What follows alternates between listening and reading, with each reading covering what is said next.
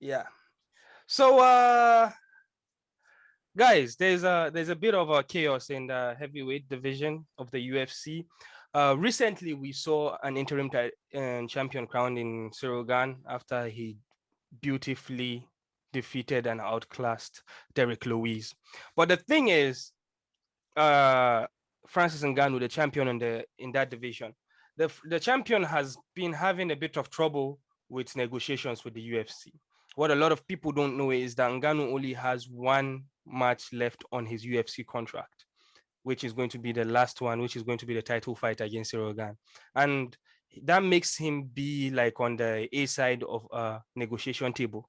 Because if he wins the title, he has a title and he would probably be a free agent at that point. And then the UFC would not want that to happen. I believe that has a lot to play when it comes to negotiations.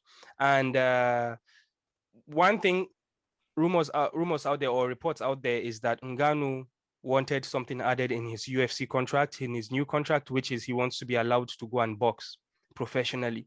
So he would be boxing and also be a UFC champion. So and also the money angle, apparently his management did not ask for too much when it comes to the money angle. The only thing that the UFC are not happy about is UFC, they don't like being like cornered when it comes to negotiations. We know how they react. They'll come out and drop sometimes in the social media or in press conferences. Sometimes they lie just to favor their sides. We've seen it happen with John Jones. We've seen it happen with a lot of people. And so now, speaking about the negotiations about Ngannou and the UFC, sorry, I'm rambling. There's also where Dana White called out Ngannou's manager in particular. I believe it all has a lot to do with the UFC not getting their way with Ngannou. You can also see they did an interim title fight, which does not make sense. But anyways, we know that Ngannou is going to fight Cyril Gane. A date has not been set, but we know that one is confirmed. But what we don't know is the negotiation. Ngannou has not signed a new contract yet. So I'll go with who wants to go first on this one? Let All me right. go first. So yeah. So All right. So uh, Farouk, what's your take on the negotiations with the UFC? And do you see Ngannou getting his way? Would he win again? Would he win the negotiation battle with the UFC? yeah, from what you just revealed just now, which I'm just hearing for the first time, that he has one fight left to his contract. I think he's going to win this battle. There's very high chance of him winning. So they're trying to boycott that whole aspect by setting up it all makes sense now why they set up an interim title fight. I thought they did that because they wanted to sell people because of Derek Lewis. But now it made more sense. It's more clear to me because Ngannou started having issue with UFC a long time ago, about 2 years ago, when he felt he deserved to fight for the title, to fight Stipe Miocic for the title after knocking out guys, about 4 or 5 guys straight, within first round. So he started demanding for a title. Whereas DC and Stipe were going back and forth. I'll take 6 months, I'll recover, we'll fight trilogy, we'll fight second fight. And Ngannou was there waiting, the baddest dude in the division, knocking out guys. He needed a title fight. But instead of that, they saw a guy in Jairzinho Rosenstrike as a guy who will be the guy that will defeat Ngannou. And they're like, go for this guy go for one more fight against this guy. If you can win this fight, there, go for the guy. He's like, I don't think I need any fight. I deserve the title at the moment. I don't need to fight anybody else. But Ngannou, being Ngannou, wanting to work to get his way, he accepted the fight. Defeated Jairzinho in within seconds or the first round. And now got that title fight and say, I'm going to wait for what will happen. He waited, no interim title. He called the UFC for an interim title fight before DC and Stipe settled the issue. They didn't do that. So Ngannou fought Stipe, defeated Stipe, which most all of us knew he's going to become a champion. We all saw signs of that based on his power and all that. He became a champion, had the belt, and the plans were he's going to fight Derek Lewis, the guy who defeated him before, in 4 or 5 months' time. Ngannou is not injured. Ngannou went to Africa for some project, came back. All of a sudden, there's a title fight on ground. So now it makes more sense. There is a contract issue. Ngannou has been calling UFC out for a long time. And the problem got worse when he was siding John Jones. When he and John Jones were talking about fighting super fights. And John Jones said, I need to be paid $20 million. And Ngannou said, yes, he deserves to be paid well. So Ngannou was siding with Jones, also trying to fight for himself, but why siding with Jones? So it's obviously money issue. The contract on ground is still not fair to Ngannou. Ngannou is saying, I'm the champion. I should take leverage on this championship. I should take at least time for me to earn more money. If it's not now, it's never. So I can see why Ngannou is demanding for more money. You also mentioned an agreement for the boxing, but I don't think UFC will agree to that. I don't think that should be even a problem for them to allow him to fight outside. The main issue is with UFC contracts. They pay. Ngannou want more pay, want better pay. So, and now they have to sit down and negotiate whether they like it or not. Then the White puts Ngannou manager on blast, saying Ngannou should change his manager. So he's seen as Ngannou manager are fighting the way more. Not Ngannou is the problem. He's seen Ngannou as being a level-headed guy, but his manager are instigating or pushing him to demand for more. Because he said, sack your manager and get somebody else.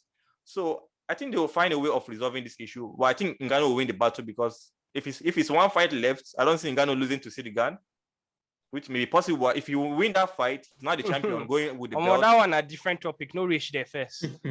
Okay. All right. Yeah, I think Ngannou will win the battle at the end of this, since because of what you just revealed, one fight left, so he has the power. Well, for me, if I was Ngannou, I'll probably wait, beat Cyril Gane, which is a big gamble, beat Cyril Gane, and then I don't have a contract. Now I'm a free agent and I'm your champion. That'll probably take them. That'll probably take them to court. I feel. Before Yagi come in, I feel he should not do that because if he loses the belt, he's going to do what happened to Derek Lewis. Lewis now lost the chance of fighting for the belt because he lost the interim title spot. It could have been an easy fight with Derek Lewis and Ngannou if he had waited. Okay, sort issue out with Ngannou, UFC, and let me fight Ngannou for the belt. I want the main belt. But he thought, okay, let me take. I don't care about Ngannou. Let me fight for the interim title. The thing is, Ngannou is the biggest draw in heavyweight, and Ngannou is. That's the thing. So listen, so he's going to win the battle, obviously. Listen, yeah. He is probably two heavyweight knockout away from being the biggest fighter in the UFC, like biggest draw in the UFC, because people obviously we know they are drawn to heavyweights and their power, and we have never seen Ngannou's type of power. Ngannou was just in the Fast and Furious movie. He has started crossing over as a global star, you know. And again, when he beat Stipe Miocic, the next week was WrestleMania, and the 2 times in WrestleMania they were talking about Ngannou, and I was like, okay, this guy has really started crossing over. So the sky is the limit for Ngannou right now, and the UFC, I'm pretty sure, then they know that, but they don't want to be in the when it comes to negotiation, they don't want a fighter to outpower them, because Ngannou, I believe, is not rich enough to outpower them. They can easily take it to court and Ngannou will sit down forever, and he does not have enough money right now. You understand? The only person that has that has power over them is Conor McGregor, because he's rich. He's the only fighter that is rich. But when it comes to Ngannou probably has a Mercedes right now, or a big as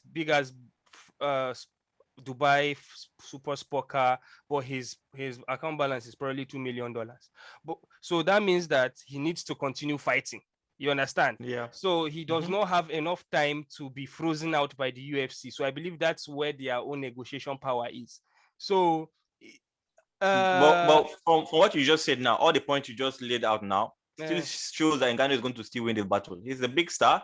He's going to be like a movie star. He's been talked about everywhere. He's the guy with the heavy power. So yeah, I'm telling you, from the angle of the UFC, they can tell him that, yo, guy, if we freeze you out, your career will just be put aside. They can litigate. They will take him to court, and it will take forever. You understand? They can't do that. People will see the UFC for who they are. They will look bad to the world. That's my opinion. Because now they already create interim title fight. They don't care about that. You know what the problem is, Farouk? If they just accept and bend to him, there are many other fighters that will be in line. You understand? They will start bending for everybody else. Yagi, I know there's no particular topic, there's no particular angle that you can just dive into, but what are you thinking about? I blame everybody in this. When I heard about the interim title fights, I knew what was going to happen. If you look at the way that fight was even promoted, Dana kept on saying, oh, it's between the 2 best heavyweights. Cyril Gane is undefeated. Derek Lewis beat Ngannou. That fight against Derek Lewis was offered to Ngannou in June. Ngannou said, no, I'll be ready in August. August came. They came to Houston. That's Derek Lewis. You have to put a belt on the line anyways. He's not just going to fight for free. And now they put Cyril Gane. Cyril Gane is a tough matchup for Ngannou. I'm going to Oh, speak yeah. it 100%. Oh yeah. Oh, yeah. Ngannou was playing the game Jones was playing. Jones, I personally think Jones will never fight a heavyweight. All these things they are talking. How many times have you heard Jones talk since Cyril Gane won interim belts? Jones, I personally think Jones will never fight a heavyweight. I think Ngannou is in a situation now where he has to fight Cyril Gane. And he has to beat Cyril Gane. You can't sit out. Cyril Gane already has a belt. Cyril Gane beat the guy that beat you. You can't sit out and be trying to play negotiation. They've already used you as a scapegoat when they put interim belt down there. They'll use you as a scapegoat and be like, well, the champion doesn't want to defend his belt. Cyril Gane is now our heavyweight champion. Boom. Asala don't bust. Everybody is worried. Guys, we did talk too long. We remain 10 minutes. Oh yeah, more round up. That's where I'm saying Hmm. I don't know how this thing will end. But you're making a good point, Yagi. You're making a good point. To be honest, if like okay, you guys are almost on the same page. You are still seeing that UFC have power over Ngannou. Mhm. Because I was thinking, if he win the belt, he's out of. UFC have no choice than to go with his own terms. But what you're saying now is that there's likely we may lose that belt, and that's Come on, the UFC, they have to keep some power balance. You know, I'm thinking from their own side, they have to keep some power balance. So that's why they would refuse to fold. Did you see the way they promoted that fight? Yeah, right yeah. before the main event. Did you see Exactly, how they exactly. They were saying, "Oh, the champion wants to live life." They showed Ngannou They're wearing showing suits, driving fight lifestyle. cars. Yeah. That was the narrative That's they the were pushing. rhetoric they're pushing. Yeah, they're And pushing that. you know Cyril Gane's coach, right? Mm-hmm. Yeah. Fernando Perez. Ngannou's former coach. He's bitter at Ngannou. So He's still now that fight he's like that bitter ex, in it. Mm-hmm. Anyway, guys, let's move Wow. on. Let's move Nice on. one. We should squeeze in. Come on, African!